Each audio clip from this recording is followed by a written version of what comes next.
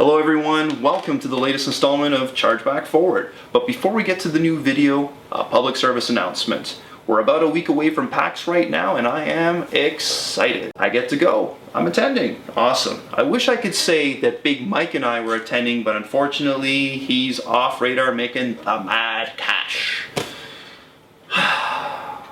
So I'm hitting it solo this time, but never fear. So I'm looking forward to meeting all of you guys. I really hope that I get to meet some friends, some viewers, and put faces to names, especially, the guys and girls that comment all the time. It'll be really cool to meet you.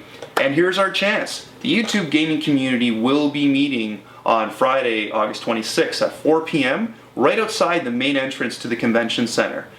By the stairs, by the corner, under the canopy.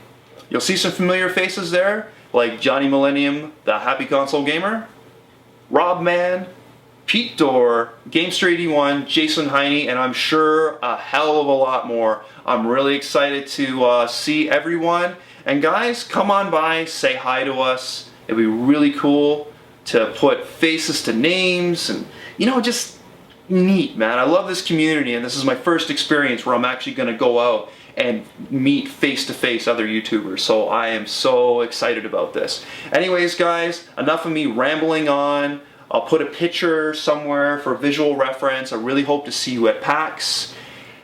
And that's all I gotta say for now. It's time for the video, and remember, konnichiwa bitches, take care.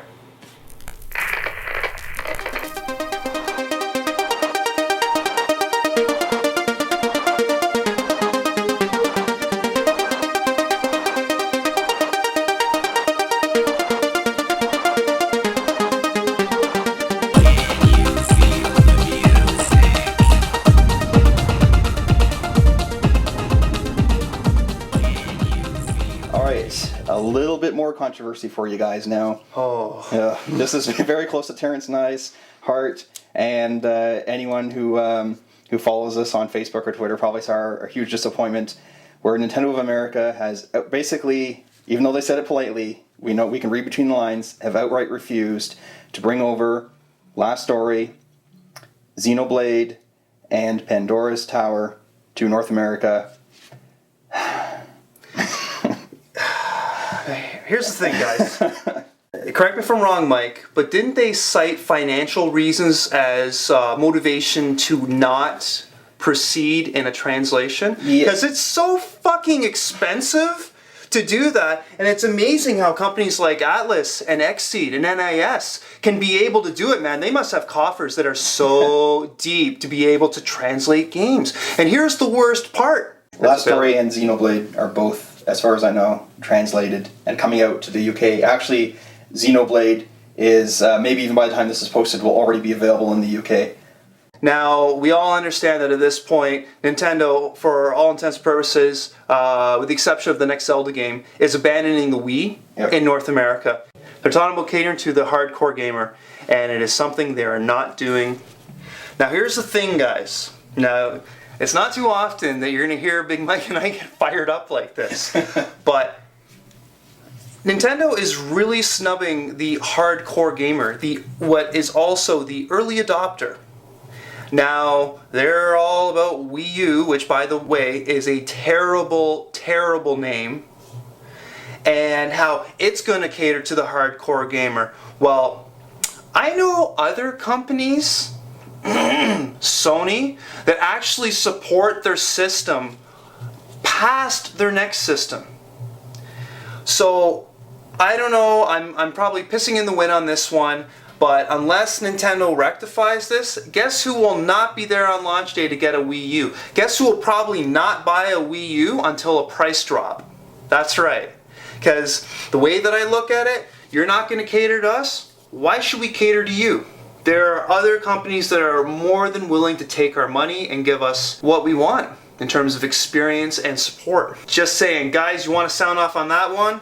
Comments! And unfortunately, when we started, Terrence and I waved a white flag knowing that it was impossible for these games to come out, was we looked in the history books, and history is very important, it always repeats itself. Nintendo has done this several times before in the past. Most notably, I'm sure everyone is right now screaming at the monitor, Earthbound.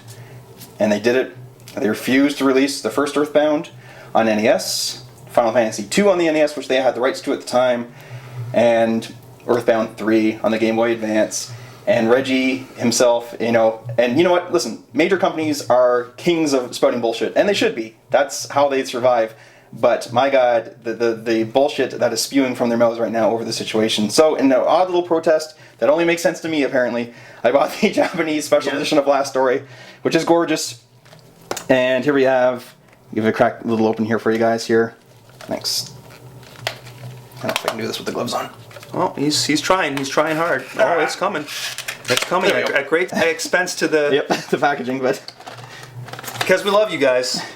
So, the Japanese version, we've got the soundtrack and an art book as well. And there was actually a giant guidebook that came with this too, but I don't have it with us right now. I absolutely love that picture. That is like, look at the line drawing and the colors, like, and that kind of gray, and this is actually made by the original creator of Final Fantasy, and also the team behind one of my favorite games that no one's played is Lost Odyssey on the 360, which whenever someone PMs me and asks me to recommend like a good RPG they've never heard of, I always recommend Lost Odyssey. And the fact that this was made by the same team just, again, I'm going to get fired up here, but it kills me that we're not getting it.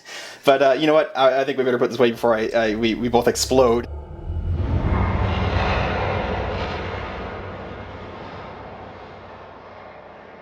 Guys, of course, we want to support the industry because we want great games to continue. But when it comes to this and it comes to Nintendo, use your own judgment, guys. You want to play these games, there are ways of making it happen. And Nintendo apparently doesn't want your money, so you do what you need to.